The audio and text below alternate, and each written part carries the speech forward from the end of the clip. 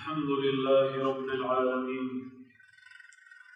الحمد لله الذي خلق الخليقة أعمالها وردها بنور الهداية عن الغواية وأمالها. أحمده حمد من احتسى من النعم ظلالها واكتسى سربالها، وأشهد أن لا إله إلا الله وحده لا شريك له شهادة تثبت الأقدام إذا زلزلت الأرض زلزالها وأخرجت الأرض أثقالها وقال الإنسان ما لها. وأشهد أن محمدا عبده ورسوله أرسله والجاهلية تشرع ضلالها، فلم يزل صلى الله عليه وسلم يكثر جدالها ويضيق مجالها ويدعو رجالها حتى عرفت حلالها وحرامها، صلى الله عليه وعلى آله وأصحابه ما خالفت الجنوب في الهبوب شمالها، وسلم تسليما كثيرا.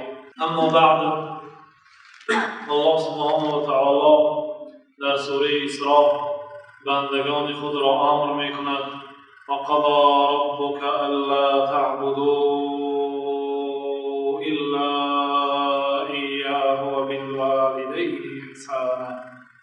الله تعالی امر می کند اینکه عبادت نکنید غیر الله تعالی کسی را. وقضى ربك الا تعبدوا الا اياه، شما بندگان خدا غیر الله تعالی دیگر کسی را عبادت نکنید، پرستش نکنید، یگان نوع عبادت را به سوی او روانه نکنید، بلکه یگانه الله تعالی را عبادت کنید و بالوالدین احسانا، و به پدر و مادر خود نیکی کنید. در صحبت‌های گذشته در موضوعهای فضیلت توحید چند جمعه و در موضوع توحید ربوبیت چند جمعه های و در موضوع توحید اسما و صفات چند جمعه های دیگر صحبت داشتیم. خلاصه آن موضوع ها این است که در این عالم غیر الله تعالی دیگر خدای و معبودی بر حق نیست غیر الله تعالی، پس فقط الله تعالی را عبادت کنید، آنها را عبادت نکنید. وقتی که درباره توحید ربوبیت صحبت داشتیم و درباره کارهای پروردگار، مخلوقات پروردگار صحبت کردیم که الله تعالی آسمان‌های زمین را بدون مثال سابق آفرید. یعنی الله تعالی آسمان‌های زمین را آفرید، پیش از آفریدن الله تعالی زمین و آسمان را یگان کسی مثل آسمان و زمین مخلوق آفریده نبود که خدا از وی دیده آفریده باشد و او مانند کرده. چطور که امروز اگر بعضی چیزها را بعضی کشورها اگر استحصال کنند، بعضی دیگر زوادها یا دیگر کشورها از آن دزدیده با آن مانند کرده نام او را تغییر داده می‌برند. الله تعالی آسمان‌های زمین را من غیر مثال سابق آفرید، یعنی مثال سابق نداشت، سابقیت نداشت. بدیع السماوات والارض در سوره بقره الله تعالی پیدا کننده زمین و آسمان ها هست از نو، یعنی نبود از پیش از الله تعالی کسی که مانند آسمان و زمین مخلوقی آفریده باشد. خلاص مخلوقات عظیم و مخلوقات حقیر، چی مرچه و چی زنبور عسل، چی آسمان و چی آفتاب، چی ماهتاب و چی زمین، خواه مخلوقات عظیم باشد خواه مخلوقات کوچک باشد، همه آن دلالت به علم پروردگار و قدرت پروردگار و به بزرگی پروردگار دلالت میکرد و همه آن ما را دعوت به آن میکرد که پس مادامی که پروردگار عالم الله تعالی اینقدر ذات بزرگ باشد، اینقدر عملها و کارهای عظیم و بزرگ داشته باشد، پس او را عبادت کنید. در چند آیت ها گذشت که آن خداهایی که شما با الله تعالی شریک می‌آورید، آیا آنها نیز مثل الله تعالی چیزی آفریده است؟ هل خلق الله، این خلق خدا هست، این ساخت خدا هست. ارونی فارونی، پس برای من نشان دهید. ماذا خلق الذین من دونه، دیگر خداها چی آفریدند؟ خداهایی که شما با آن اعتقاد دارید و عبادت میکنید آنها چی آفریدند؟ افمن یخلق کمن لا یخلق، آیا آن ذاتی که میآفرد با آن ذاتی که نمیآفرد برابرند؟ هرگز برابر نیستند. یعنی این صحبت ها همش قوت دهنده صحبت امروزه ما هست که توحید الوهیت هست، توحید عبادت هست. توحید عبادت این توحیدی که بدون این توحید توحیدهای بالایی به درگاه خدا قبول نمی‌شود. زیرا مشرکان زمان پیغمبر خدا و یگانگی پروردگار ایمان داشتند و به قدرت پروردگار ایمان داشتند. الله تعالی گفت قل من یرزقکم من السماء، ای پیغمبر بگو به این مشرکان عرب مکه کی شما را از آسمان رزق میدهد؟ فسیقولون الله، آنها در جواب میگویند ما را الله رزق میدهد. باز بپرس کی آسمان های زمین ها را آفرید؟ فسیقولون الله. وقتی که پیغمبر مشرکان را پرسند، آنهایی که بت و هیکل عبادت میکردند میپرسیدند که کی آسمان های زمین ها را آفرید؟ آنها در جواب میگویند که الله آفرید. بت‌های ما نمیگفتند، گفتند الله تعالی خودش آفرید. همینطور در حالتهای شدت و بلای و مصیبت نیز بت‌های خود را عبادت نمی‌کردند و الله تعالی را عبادت می‌کردند. الله تعالی در این باره گفت که فَإِذَا رَكِبُوا فِي الْفُلْكِ دَعَوُا اللَّهَ مُخْلِصِينَ لَهُ الدِّينَ، وقتی که به کشتی سوار می‌شدند و طوفان می‌شد خالص الله تعالی را عبادت می‌کردند. فَلَمَّا نَجَّاهُمْ إِذَا هُمْ يُشْرِكُونَ، وقتی که خدا آنها را به خشکی نجات می‌داد، از طوفان نجات می‌یافتند، باز آنها بت‌های خود را پرستش می‌کردند. یعنی آنها ببینید الله تعالی را عبادت می‌کردند و با الله تعالی اعتقاد داشتند، لیکن همراهی الله تعالی با دیگر بت‌های مخلوقات عبادت می‌کردند. آنها را پیغمبر خدا حکم به آتش دوزخ کردند. آنها وقتی که پرسیده شوند که کی اداره کننده زمین و آسمان است، اداره کننده دنیا کی است؟ فسیقولون الله، آنها در جواب میگویند الله است. وقتی که پدر عمران بن حسین را پیغمبر خدا پرسیدند که کم اله تعبدو، چند خداها را پرستش میکنیم؟ گفت که سبعة، 7 خداها را. گفتند کدامها؟ گفت ستة فی الارض و واحد فی السماء، 6 آنها در زمین است، یعنی بت‌هایی که در زمین ساخته شده است، و یکی آنها در آسمان است. سپس پیغمبر خدا گفت که در حالتی که به سرت مصیبت می‌فراید کدام آنها را دعا می‌کنی؟ گفت آن یکی در آسمان است. پیغمبر خدا گفت که اترک الست، این 6 نفر خداها را ترک کن، فقط الله تعالی خودش عبادت کن. ببینید این آنها مشرک بودند، با الله تعالی شریک می‌آوردند، غیر الله تعالی دیگر کسان را. لیکن آنها در همین حالت مادامی که از دنیا اگر وفات کرده باشند، خداوند و پیغمبر خدا همه آنها را به آتش دوزخ حکم کردند. اعتقاد داشتن آنها به توحید ربوبیت فایده نداد. می‌دانستند که الله تعالی در این عالم یگانه است. می‌دانستند که الله تعالی آسمان‌ها را آفرید، زمین‌ها را آفرید، ما را الله تعالی آفرید، رزق ما بر زمین پروردگار است. می‌دانستند که الله تعالی شنوا است، بینا است، فایده نداد دانستن خالی. تا مادامی که در توحید الوهیت که محتوای صحبت امروزه ماست، تا این توحید به باز نگشتن، دو توحید در حال بوده برای آنها فایده نمی‌دهد. اگر الله تعالی را با نام‌هایش یگانه اعتقاد کنند، با صفت‌هایش یگانه اعتقاد کند، در کارهایش الله تعالی را یگانه اعتقاد کند و در عبادت یگانه نباشد، در عبادت یگانه پرست نباشد، او مشرک است. عبادت او به درگاه پروردگار عالم قبول نمی‌شود. وقدمنا الی ما عملوا من عمل فجعلناه هباء منثورا، ما عمل‌های آنها را مانند ریگ و خاکی که میل کرده و ریزه کرده شده است و در روز طوفان به شمال پف کرده شده است چنین گردانیدیم. عمل‌های آنها را حبطه کردیم به وقتی که به پروردگار شریک آوردند. ببینید آن جمعه‌هایی که ما درباره مخلوقات پروردگار و نام‌های پروردگار و صفات‌های پروردگار صحبت کردیم، بدون امروز جمعه بیهوده است. آنها همه ما را هوشیار می‌کند، یادآوری می‌کند که چه خیلی که حافظ ابن کثیر رحمت الله علیه در تفسیر قرآن عظیم گفتند الخالق لهذه الاشیاء هو المستحق للعباده. آن پروردگاری که زمین و آسمان را آفریده است، آفتاب و ماهتاب را آفریده است، شب و روز را آفریده است، آن پروردگار مستحق عبادت است، سزاوار عبادت است، حق دارد که عبادت کرده شود. اما دیگر خداهایی که چیز نآفریده است، ما را به دنیا نآفریده است، لا تملکون نفعا ولا ضرا، نه فایده آورده میتواند نه ضرر را دور کرده میتواند و نه در حالتی ما به سوی آنها گناه کردن ضرر آورده نمیتواند، نه زنده کرده میتواند نه رزق داده میتواند. چگونه خداهای باطلی هست؟ اگر اینها هیچی نآفریدند، ما اگر اینها را در عبادت به الله تعالی شریک آوریم، در این صورت ما از جمله مشرکین هستیم، با الله تعالی شریک آوردیم.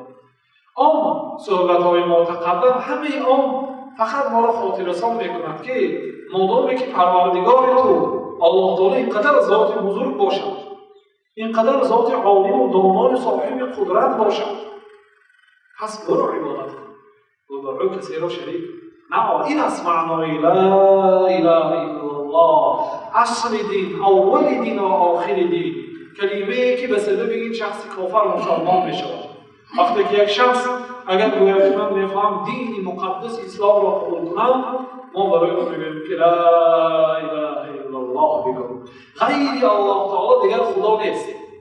اول لا اله معنایش نیست معبودی بر حق، اول باید انکار کنم تمام آن مخلوقاتی که مردم او را به خدا نسبت داده بودند که این هم خدا هست، گفته مانند خدا عبادت کردن، اول باید بگوید که لا اله، در این عالم معبودی بر حق، خدای حقیقی نیست. باید اول در که باید تا امروز دیگر چیزها را شاید عبادت میکرد، شاید شیطان عبادت میکرد، شاید بت عبادت میکرد، شاید آتش عبادت میکرد، شاید فالبین و جادوگر اطاعت میکرد و عبادت میکرد، شاید مرده را عبادت میکرد و اطاعت میکرد، شاید جن را عبادت میکرد. تا امروز لا اله معنایش خدای بر حق نیست، خدای حقیقی نیست در این عالم. ثانی باید که الا الله، غیر الله تعالی. انا همین کلمه که مسلمان میشه، اصل اسلام است و این آخر اسلام است. لقنوا موتاکم لا اله الا الله. در وقت تلخی جان کندن، آنهایی که برای آنها فرشته ملک الموت آمد و جان آنها را برای گرفتن آمد، پیامبر خدا ما را خطاب می‌کند که لقنوا، شما تلقین کنید با آنهایی که موتشان نزدیک شد کلمه لا اله الا الله، غیر الله تعالی دیگر خدایی نیست، خدای حقیقی نیست. اگر کسی که با همین کلمه از دنیا گذرد، پیامبر خدا گفت که من کان آخر کلامه لا اله الا الله دخل الجنه، کسی که آخرین کلامش لا اله الا الله باشد وارد جنت میشود. لیکن این به هر کس میسر نمیشود. در آن وقت از تلقان کردن کوه هم گفتن لا اله الا الله واسبین میشود برای آنهایی که در این دنیا یگانه پرست نبودند، در این دنیا مسلمان بودند لیکن در مسلمانی آنها خلال بود، در مسلمانی آنها کمبودی بود. و ما یؤمن اکثرهم بالله الا وهم مشرکون. خدا میگوید اکثریت آنهایی که من مسلمان هستم میگویند آنها در بعض جوانب دین شریک می‌آورند با الله تعالی، از الله تعالی نمی‌دانستند. ولی این از الله تعالی هست، نعمت از الله تعالی هست. و ما اصابکم من مصیبت فمن الله، آن مصیبتی که به سر شما آمد از طرف خدا است، از طرف طبیعت نیست. اگر بگید طبیعت فی اسلامی شرک آورد. و ما بکم من نعمت فمن الله، هر یک نعمتی که به شما رسید به سبب خدا هست، از جانب خدا هست، الله هست. نگوید که به سبب علم، به سبب آنکه نسب ما، گذشتگان ما همش خدا ترس بود، عالم بودن، گذشتگان ما شخصان صالح بود، بای بودیم. خدا به سبب که از میراث گذشتگان است نگوید فما بکم من نعمت فمن الله، هر یک نعمتی که به شما آمد این از الله است. خوف، ترس باید از الله تعالی باشد، محبت باید با الله تعالی باشد. کسی که در محبت با الله تعالی کسی را شریک آورد، کسی را دوست بداشته باشد مثل الله تعالی، یحبونهم کحب الله، دوست بدارند بعضی مخلوقات را مانند دوست داشتن خدا. این شرک است. خدا را دوست می‌دارد، ماشاءالله الله تعالی را دوست می‌دارد. کم است الله تعالی را بنده‌هایی که دوست می‌دارند، لیکن خدا باید که الله تعالی را دوست می‌داشت. لیکن همراهی الله تعالی با بعضی چیزها را دوست می‌داشتند، اونها مشرک هستند. در محبت با الله تعالی دیگر کسی و دیگر چیز را شریک آوردند و محبتشان غیر الله تعالی اونها را مجبور کرد که ترک عبادت کنند. مثلا محبت دنیا اگر ما را از نماز جمعه باز دارد، در این حالت از محبت الله غلبه کرد. هست بعضی مسلمانان الله تعالی را دوست می‌دارند، دعوا دارند، لیکن پول را نیز دوست می‌دارند. محبت پول، محبت الله تعالی را غلبه کردنش آن است که در وقت عبادت، در وقت امر خدا، امر پول و مال را مقدم دانستند. تعیس عبد الدینار و عبد الدرهم، هلاک شد بنده دینار و بنده درهم. در اینجا این بنده ها پیغمبر بنده خدا نگفتند، بنده دینار، بنده درهم گفتند. محبت خدا و محبت الله تعالی وقتی که تعارض آید، محبت غیر الله تعالی را مقدم می‌دانست. این از شرک است. بنابراین این موضوع در این عالم مهمترین موضوع این موضوع یگانگی پروردگار است.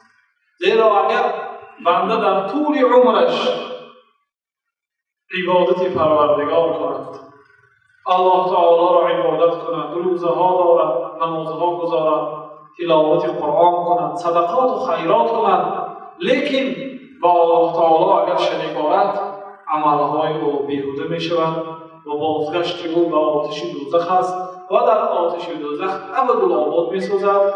روز فرا نمی رسد که از آتش دوزخ برآید، بلکه ابدی در آتش دوزخ می سوزد. این گناه کبیره، گناه عظیمترین است.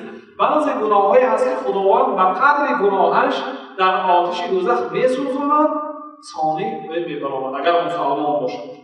مثلا اگر روزه را چند روزه نداشت، الله تعالی اگر خواهد عفو می‌کند گناهش، اگر نخواهد به قدر چند روزه که روزه نداشت در آتش دوزخ می‌سوزاند. چند سال است، چند ماه است، چندین هزارها سال است، خدا خودش می‌داند، ثانی به جنت می‌برد. دیگه تمام گناه‌های کبیره را الله تعالی با قدر گناه جزا می‌دهد، ثانی به جنت می‌برد موقعی که مسلمان باشد. اما اگر شریک آورد از آتش دوزخ نمی‌براید، عمل‌های صالحش الله تعالی به نظر نمی‌گیرد، همه اون بیهوده می‌شود به سبب شریک آوردن. شریک خدا گفت عمل‌هاش مانند خاک معیده شده می‌شود.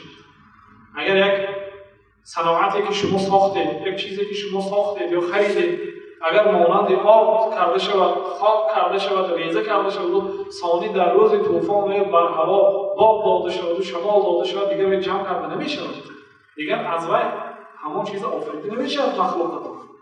همین گونه خداوند که عمل‌های شما اگر شرک وارد مانند آن بیهوده می‌شود.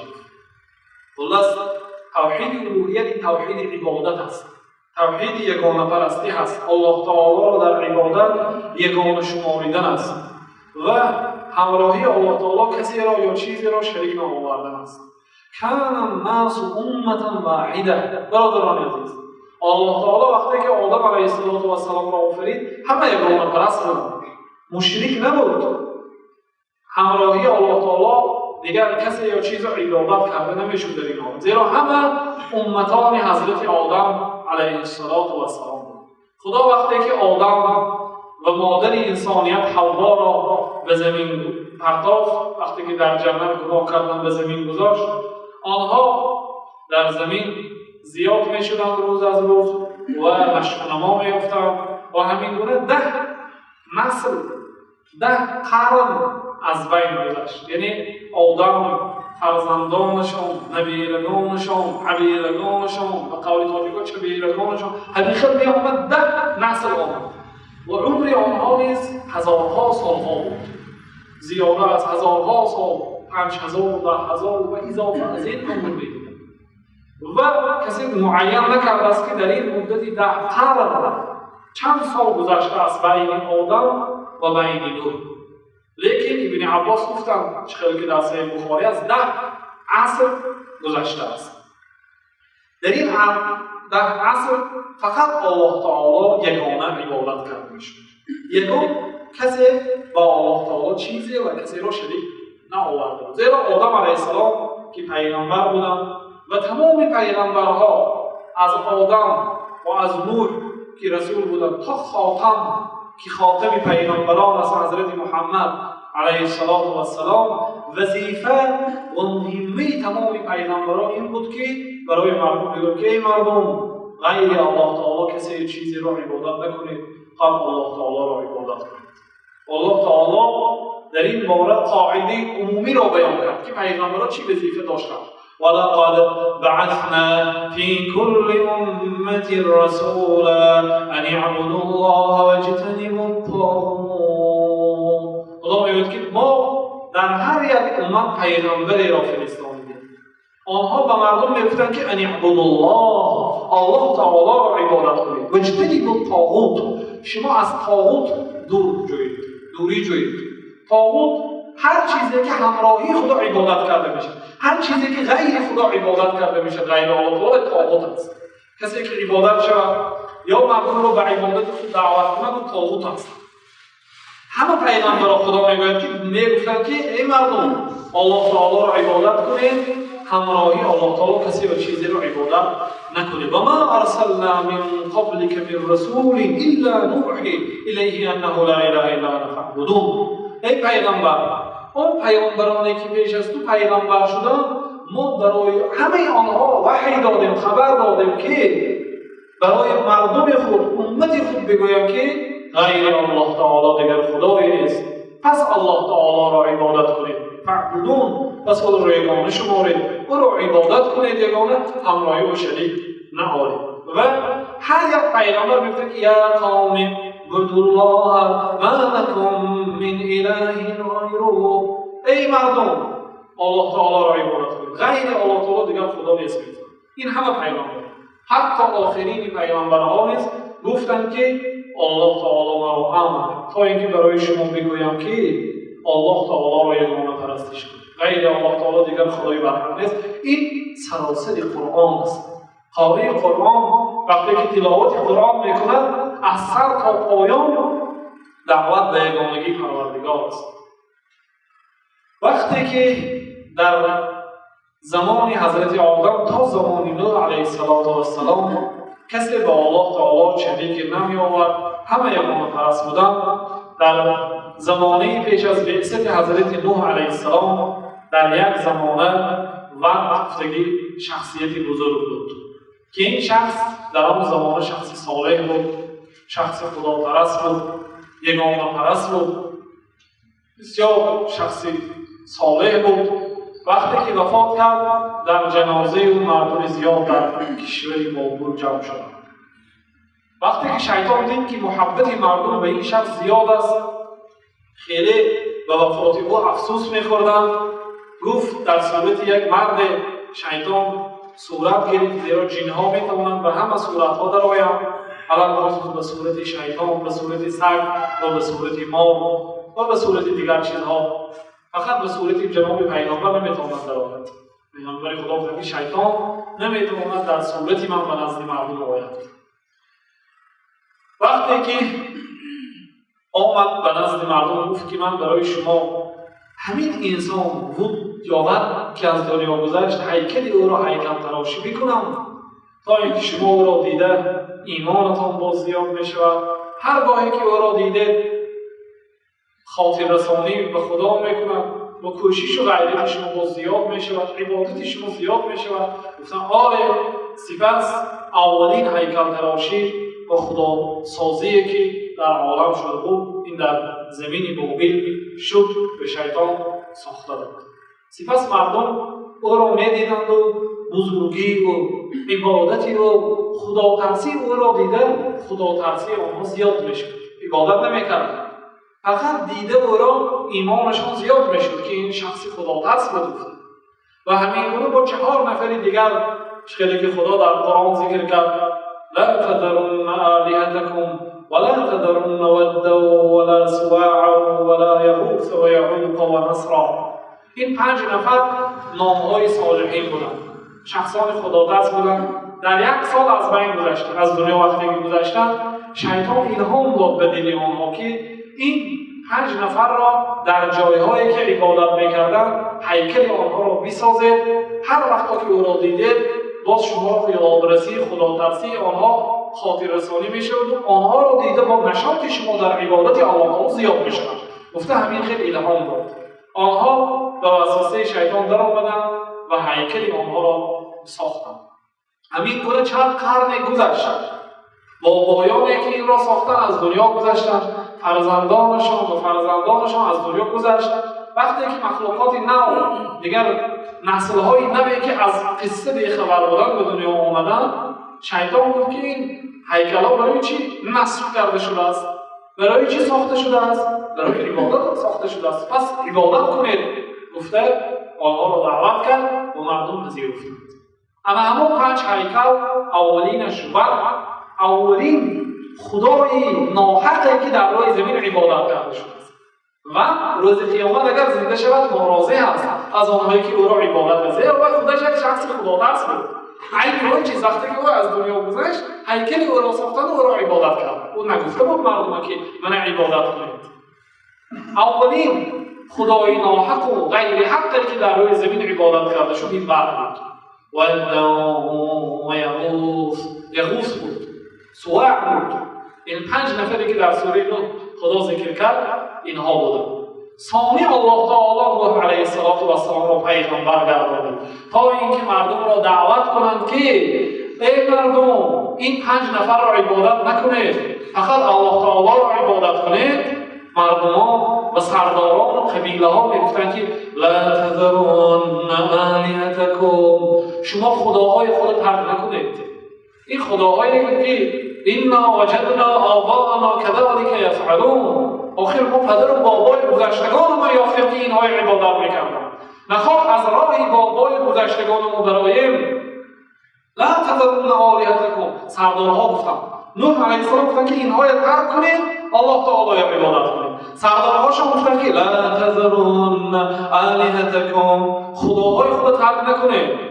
لا تذرن آلهتكم ولا تذرن ودا ولا سواعا ولا یغوث و یعوق و نصرا. این 5 خداهای خود ترک نکنید. خدا گفت که اضلوا کثیرا. به سبب این سردارهایی که برآمده مردم گفتند که سردارهای قبیله ها همین های عبادت کنید، بسیار مردم رو گمراه کردند. اضلوا کثیرا، بسیار مردم رو گمراه کردند.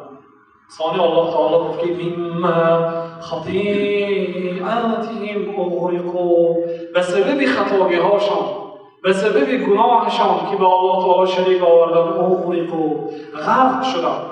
زیرا حضرت نوح علیه السلام 950 سال این مردم را دعوت به یگانگی الله تعالی کرد. ای مردم الله تعالی را یگانه پرستش کنید، این بت‌ها را عبادت نکنید. گفته دعوت کردند ربی انی دعوتهم لیلا و نهارا، پروردگارا من شب و روز دعوت کردم اینها را، آشکارا و سری دعوت کردم، تنها به تنهایی هم دعوت کردم، جماعی هم دعوت کردم. دعوت من فقط نفرت آنها را زیاده کرد و خلاص.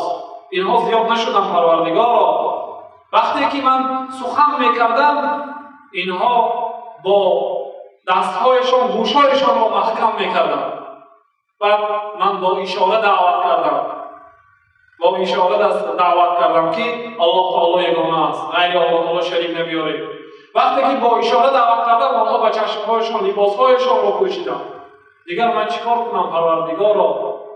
950 سال دعوت کردم. ثانی دعا کردم ربی لا تذر علی الارض من الکافرین دیارا، پروردگارا در روی زمین آنهایی که تو را یگانه عبادت نمیکنند نگذار، همه آنها را به هلاکت رسان.